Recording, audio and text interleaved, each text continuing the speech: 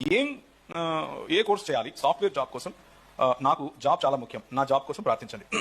తప్పకుండా ప్రార్థించేద్దాం, ఇప్పుడే చేద్దాం, అందరం కలిసి చేద్దాం.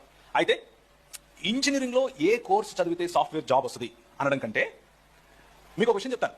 ఒక 5 సంవత్సరాల తర్వాత సాఫ్ట్వేర్ ఇండస్ట్రీ ఉండదు. జాగ్రత్తగా వినండి. నేను సాఫ్ట్వేర్ కంపెనీ నడుపుతాను, నాకు సాఫ్ట్వేర్ కంపెనీ ఉంది. ఆ కంపెనీలో 40 మంది ఎంప్లాయీస్, ఇప్పుడే చెప్పాను. నా ఎంప్లాయీస్ ఒక్కొక్కరు ₹1,00,000 జీతం పైన తీసుకుంటారు.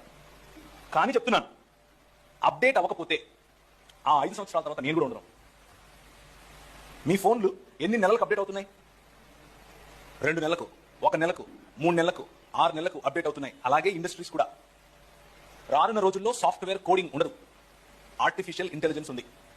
దానంతట అదే కోడింగ్ రాస్తుంది, దానంతట అదే డిజైనింగ్ చేస్తుంది, దానంతట అదే సినిమాలు తీస్తుంది, దానంతట అదే పాటలు రాస్తుంది, అన్ని దానంతట అదే చేస్తుంది.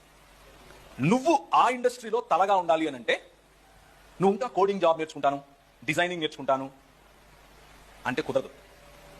నువ్వు ప్రెసెంట్గా నువ్వు చదివే ఇంజనీరింగ్ కాలేజెస్ నీకు ఇవి చెప్పవు.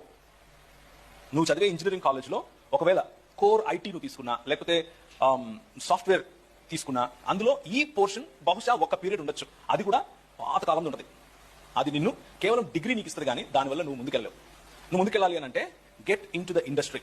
యాక్చువల్గా ఇప్పుడు జరుగుతున్నది ఏమిటి అని అంటే ఆర్టిఫిషియల్ ఇంటెలిజెన్స్లో, పైథాన్లో, లేకపోతే దాని ఏమంటారు, నువ్వు ఇంతకు ముందు ఒక 10 స్ట్రింగ్స్ రాసి, లేకపోతే 10 లాజిక్లో 10 స్టెప్స్ రాసి కొట్టే ఒక కమాండ్ ఇప్పుడు జస్ట్ డ్రాగ్ అండ్ డ్రాప్లో అయిపోతుంది. So you need to update your cells by getting in to industry. ఇండస్ట్రీలోకి వెళ్ళి వాటిని చేయాలి, వాటిని తెలుసుకోవాలి. అలా తెలుసుకోవడానికి ఈ ఊరు సరిపోతుంది అని నేను అనుకోను. అలాగని ఈ ఊర్లో దొరకదన్న ఉద్దేశం కాదు. ఇక్కడ కూర్చొని కూడా చేయొచ్చు. ఆన్లైన్లో చాలా అవకాశాలు ఉన్నాయి, చేయొచ్చు. ఒకవైపు మీ ఇంజనీరింగ్ కంప్లీట్ చేసుకుంటూనే కాంపిటెన్సీ పెంచుకోవాలి. ఆ కాంపిటెన్సీలో ముఖ్యంగా ఇంగ్లీష్ భాష. మీరు నాలాగా తెల్లెంటుకలు వేసుకుని ఐన్స్టీన్ నేను అని చెప్పినా సరే, అవతలోడికి ఇంగ్లీష్లో చెప్తేనే అర్థమవుతుంది. అవతలోడు తెలుగుడే ఏంటాడు, మీ ఊరోడే ఏంటాడు, కానీ వాడు ఇంగ్లీష్లో చెప్తేనే ఏంటాడు. అది మీరు వెళ్ళాలనుకున్న, ముఖ్యంగా ప్రశ్న రాసిన వ్యక్తి, మీరు వెళ్ళాలనుకున్న ఇండస్ట్రీలో ఉండే ప్రధానమైన, లేకపోతే ఏ కంపెనీలో అయినా సరే హైదరాబాద్లో, మీ కమ్యూనికేషన్ స్కిల్స్ లేదే మీరు యాక్సెప్ట్ అవ్వరు. నా దగ్గరికి చాలా మంది యువతులు అప్లికేషన్స్ పెడతారు. నేను మా మేనేజర్స్కి పంపిస్తాను. వాళ్ళు రెగ్యులర్గా నాకు చెప్పే సమాధానం ఏంటంటే, అంతా ఓకే కానీ వాడు మాట్లాడలేకపోతున్నాడు, అంతా ఓకే కానీ వాడు పొట్ట ఉడిస్తే ఇంగ్లీష్లో ఒక అక్షరం రాదు. I madam, okay madam, sit madam, okay good madam అంటున్నాడు అనేది వాళ్ళ ప్రాబ్లం.